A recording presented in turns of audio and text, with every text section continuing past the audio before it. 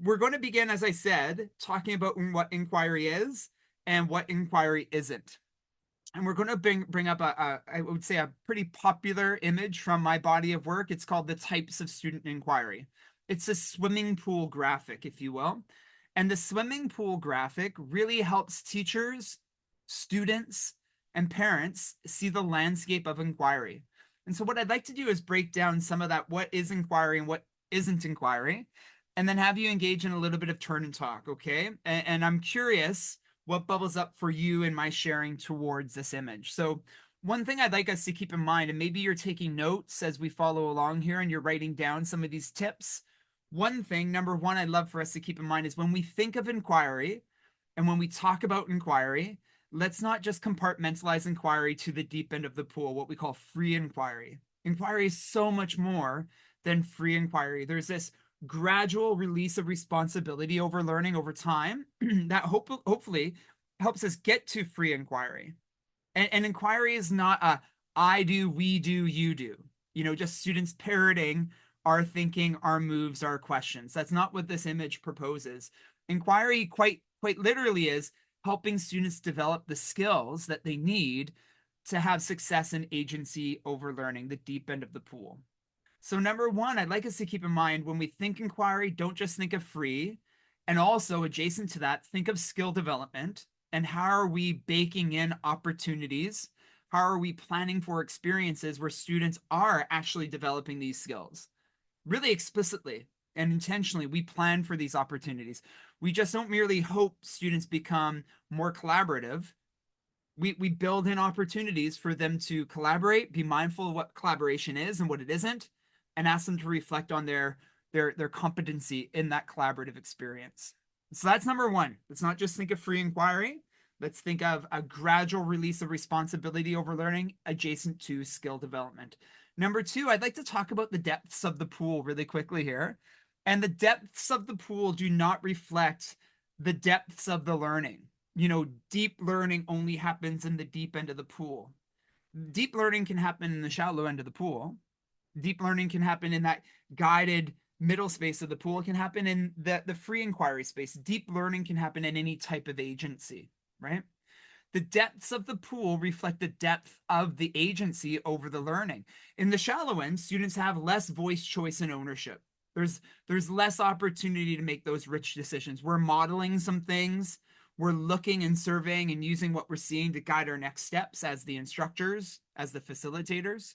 We're introducing our students to these ideas of skill development, agency, relevance in the curriculum. And slowly over time, as we see evidence of these skills bubbling up and our students becoming more competent, we shift our practice and shift the experiences so they're more agentic and students have more opportunity to take on the heavy lifting of learning. So the shallow end of the pool is a great place for deep learning, such as the middle and the deep end of the pool. What becomes problematic, and this would be number three, what would be problematic is if we only sit in the shallow end of the pool the entire term or year with students. And I know none of us would do that, but this would be a bit of a downfall of our practice and of our planning is if we are, oh, this is deep learning in the shallow end, but in the shallow end we're orchestrating, we're directing, we're doing all the decision making, therefore there's not as much rich opportunity for skill development and ownership and agency if we're merely staying in the shallow end. So, number three, if I were to visit your school and have a look around in all classrooms across a span of time, an objective I would like to see is that all of us are increasing agency across time. And you may sit in the shallow end and go to guided and come back to structured and then go to guided and finish with free. You may go from structured to controlled to guided to free. However, you want to play in the pool, what we want to see is a change of agency over time. And schools that do this really well, really intentionally, and map out inquiry across the year, they finish the year off with some kind of gala. Imagine this time of year, December-ish, end of your school year. Imagine all students engaging in some kind of rich demonstration of understanding, some kind of showcase or gala.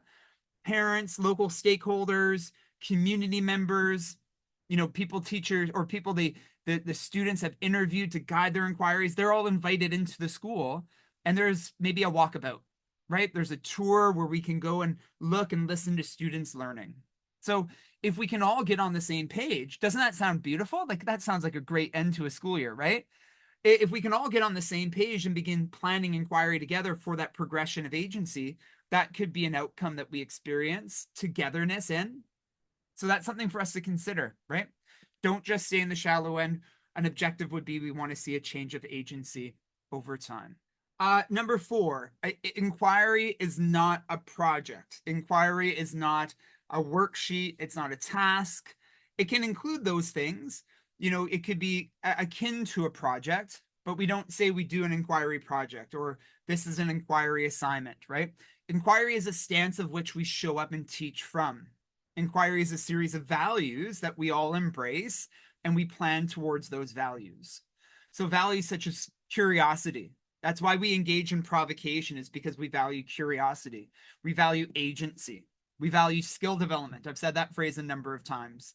And these values help us show up and stand in front of students and sit with students. And these values in our mind shape the experiences that we're facilitating and that we're planning for. So let's not label inquiry as such, an inquiry project, an inquiry task, or an inquiry assignment. We want to look at inquiry as this is just how we live and breathe in this school, right? These are the things we value, and we're always spiraling around these things that we value in order to plan experiences that center the student towards these values. So inquiry, again, it's not a project, it's a stance of which we show up in. Number five, I'd love for you to caution yourselves and learn from some of my errors and mistakes. We don't want to throw our students into the deep end of the pool too fast or too soon. The deep end of the pool can be highly appealing, you know, especially for students who are really seeking relevance. They're looking for something different in their schooling experience. The deep end could be a place that we go to for them really, really quick because it's maybe the one thing that's going to work for them, right? That being said, in my experience, both in my own school and my own classrooms, but also schools around the world, when we go too fast or too soon and we throw our kids into the deep end of the pool, they feel uncertain, they feel anxious, they feel overwhelmed. And you know what they want? They want to hold on to the edge or they want to come back to the shallow end. And rightfully so. You know, if we provide lack of clarity, if we provide lack of scaffolding, if we provide lack of opportunity to talk about things in co-design and co-plan, they're going to feel really overwhelmed, and how that experience is quite different to other experiences that they've had in their schooling. So you know what we tend to do with schools is we tend to show kids, this is free inquiry. This is what we're working towards. Here's the swimming pool graphic. We're going to all engage in something that's getting us towards that space, but I'm not going to take us to that space. We're not going to go to there together unless you're ready. And what does ready mean?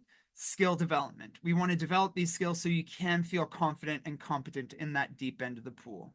So I caution us, let's not go to the free end too fast, too soon, unless you've done some really good diagnostic work on student skill development and you know they are fully capable.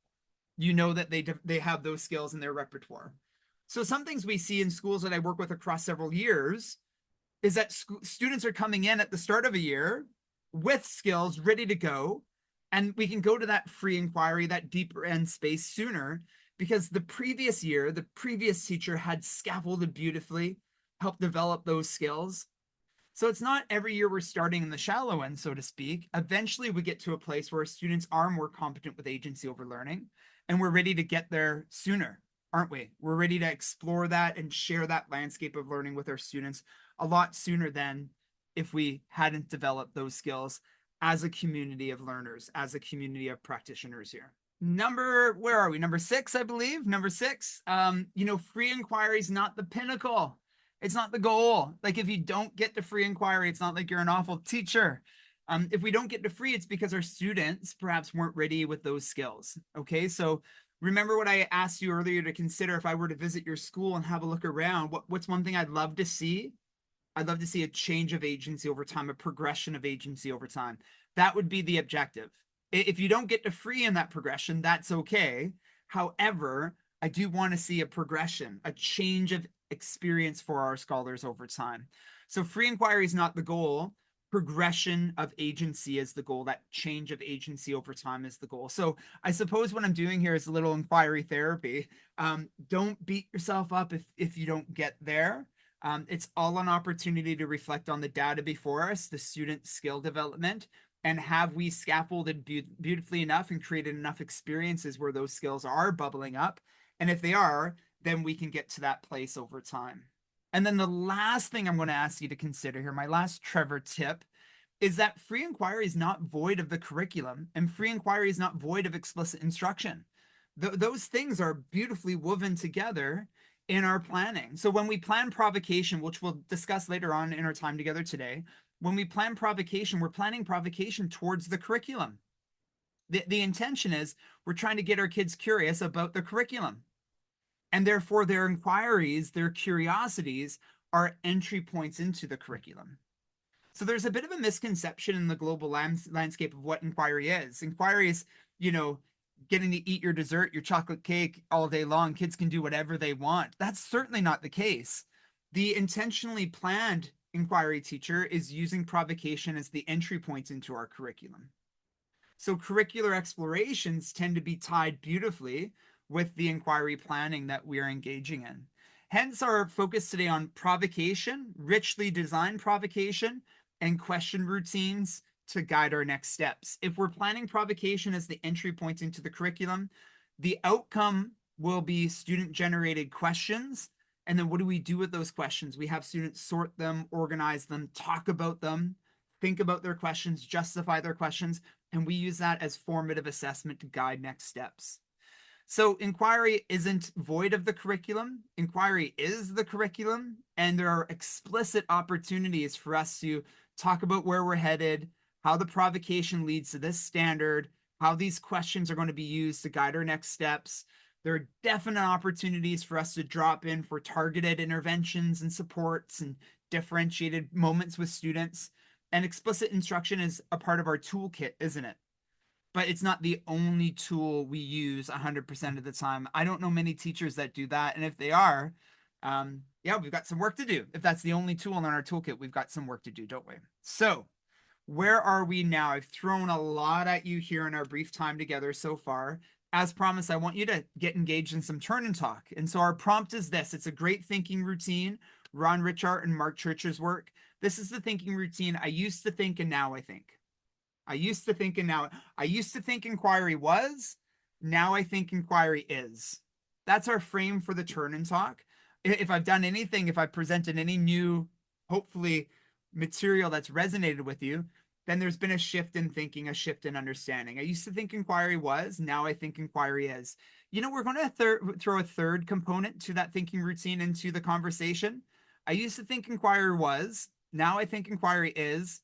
One question I have about inquiry is. So if you have a burning question that we haven't addressed yet, if I said something that got you thinking, and if we had some Trevor time to have some Q&A, that question may bubble up.